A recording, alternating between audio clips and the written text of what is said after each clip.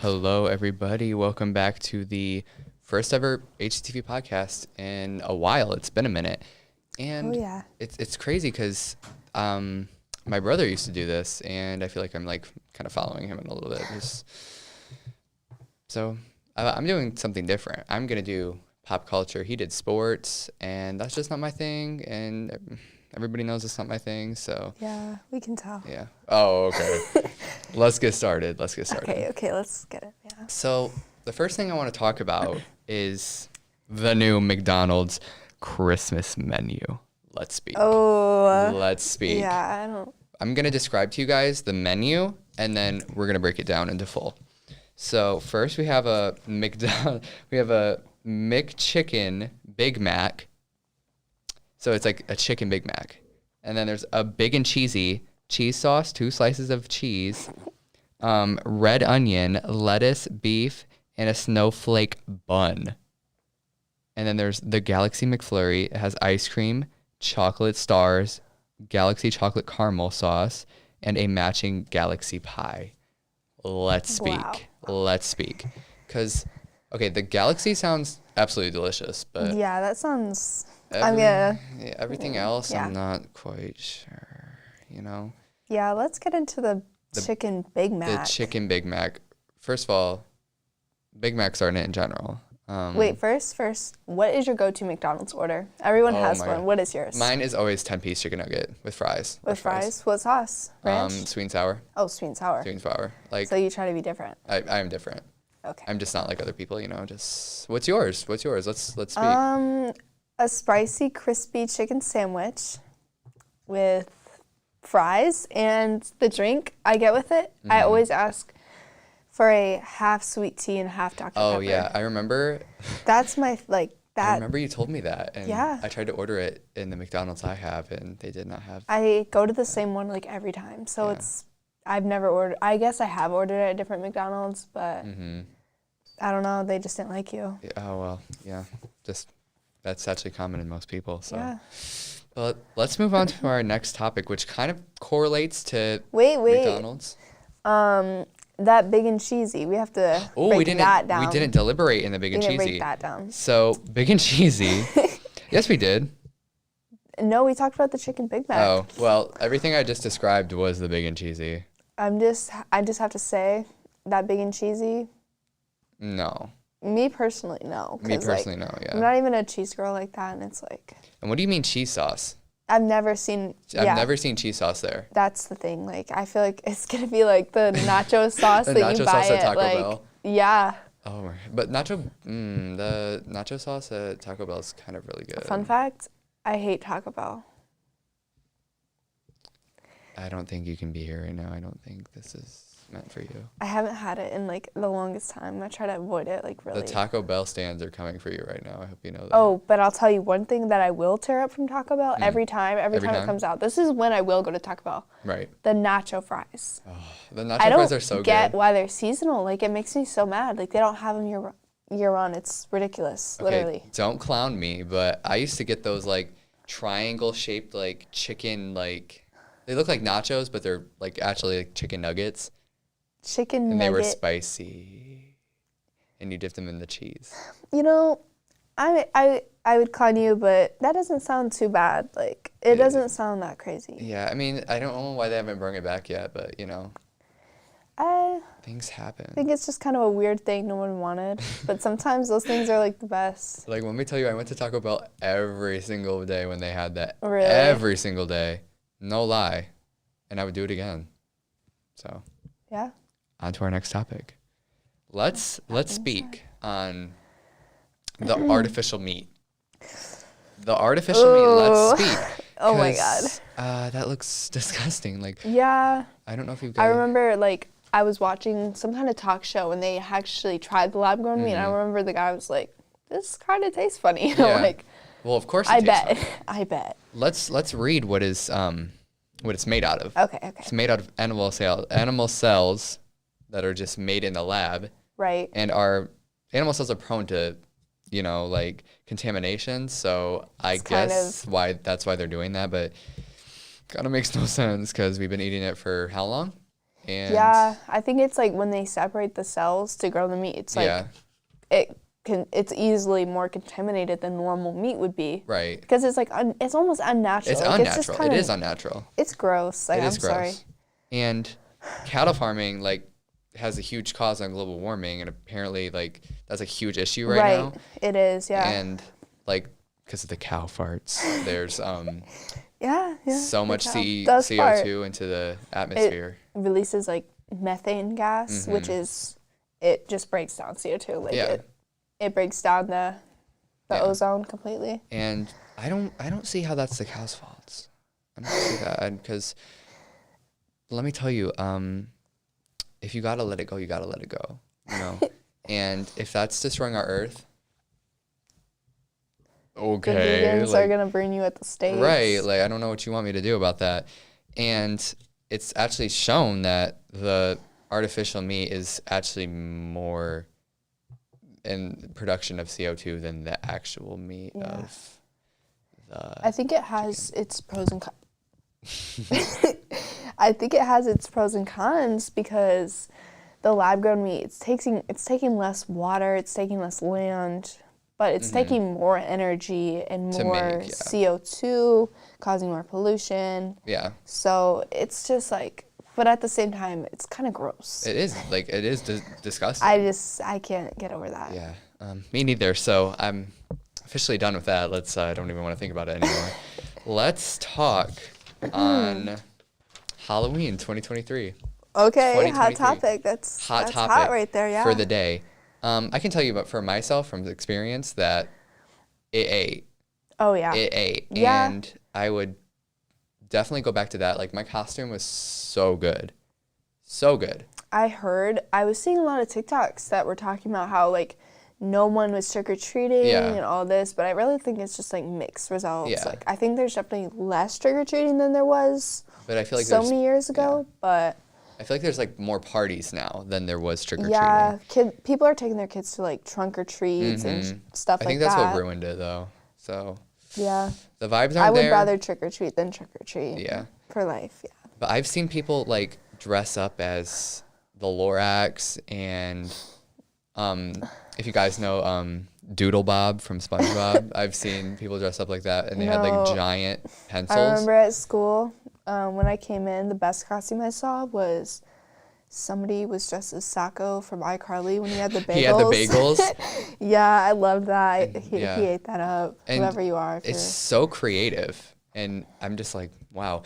And let's go to the celebrities, too, because Heidi Klum had her Halloween party. Yeah, she has had that that every Halloween year. party every single year. She's a queen of Halloween at this point. Like. And I got my inspo for my Halloween costume from her. Actually, Michael Jackson Thriller, I was him. But I didn't know I didn't know that was your inspo. I always wondered. I was like, how did he decide on? Because I did see your costume on Instagram, and it ate. It ate the house down. But I just always wondered, like, how did he decide to become the werewolf from Thriller specifically? Because that's, like, really specific. But I don't know. Specific. I just watched it because that's just, like, such a popular Halloween music video. So I was like, let me do that. Let me just be that. And everybody thought I was Teen Wolf. And I was like, I don't know who that is. But, you know, let's get on to Heidi Klum. Oh, yeah. Her most peacock. Extravagant peacock I've ever seen in my life. She had acrobatics, people, like, standing on each other's shoulders, hands in the air, like, handstands, cartwheels, everything you can think of. The full bust down of everything you could think of it for Halloween. And her husband dressed up as an egg. As an egg, and it was his idea. But do you remember her worm costume? I remember her worm costume. Yeah, she was on the ground. When she was on the ground. That got me. Like, that's kind of iconic though. Like, what celebrity do you know would dress up as a worm? Yeah, I'm just and go through the red carpet as a worm.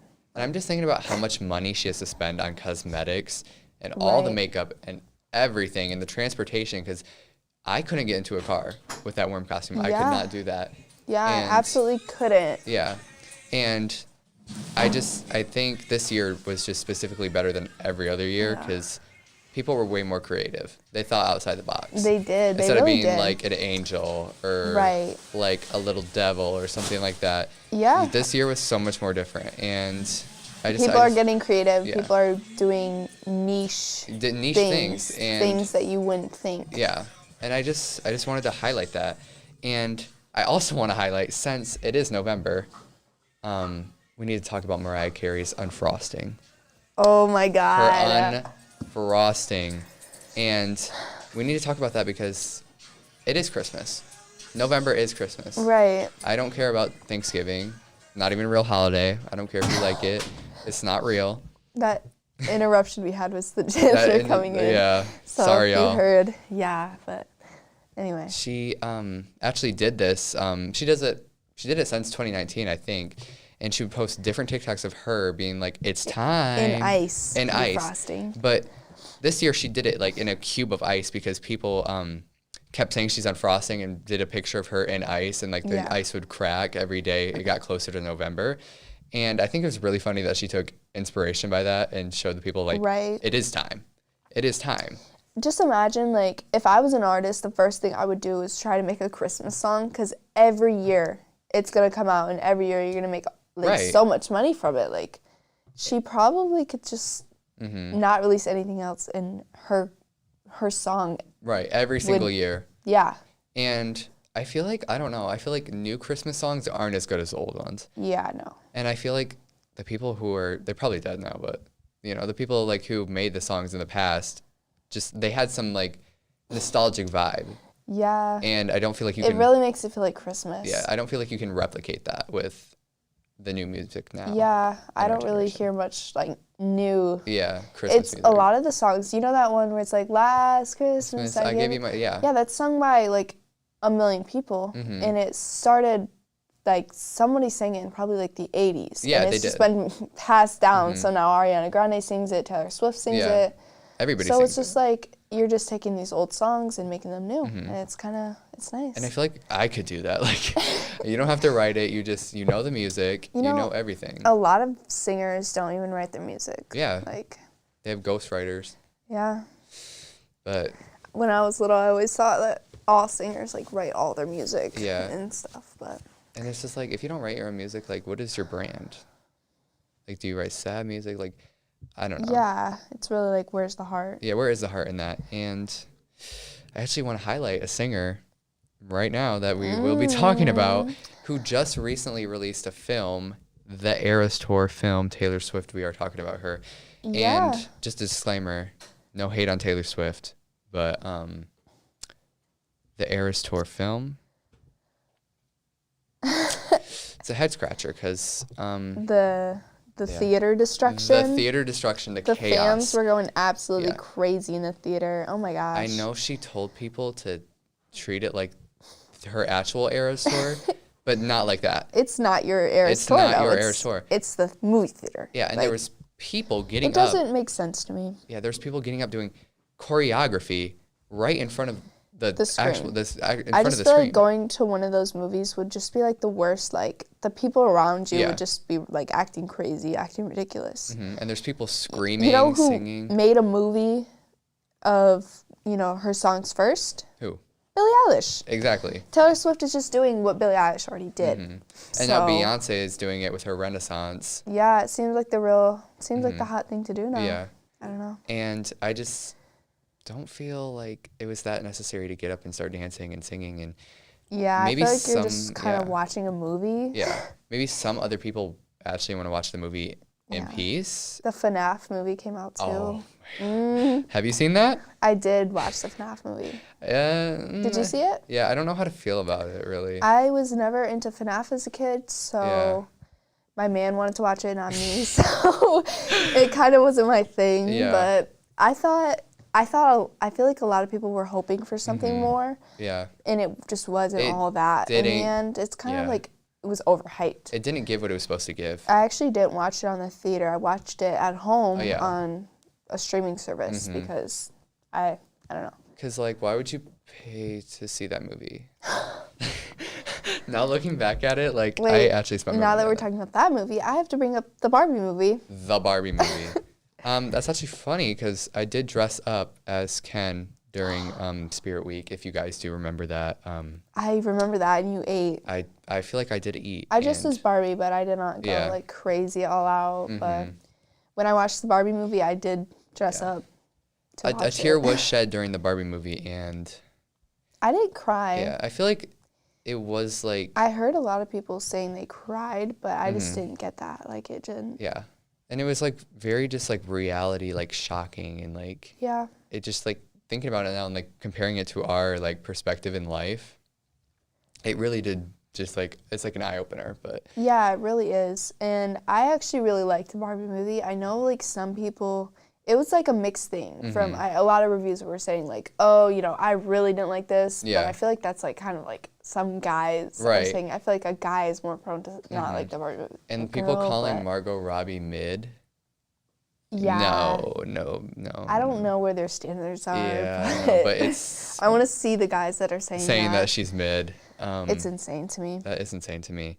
And I think that's going to wrap our little podcast up today, because there will be more to come. Oh, yeah. There will be more to come. Oh, and yeah. if you guys like this, like the video, comment, share this, and we'll see you on the flip side. So, bye, y'all. Bye.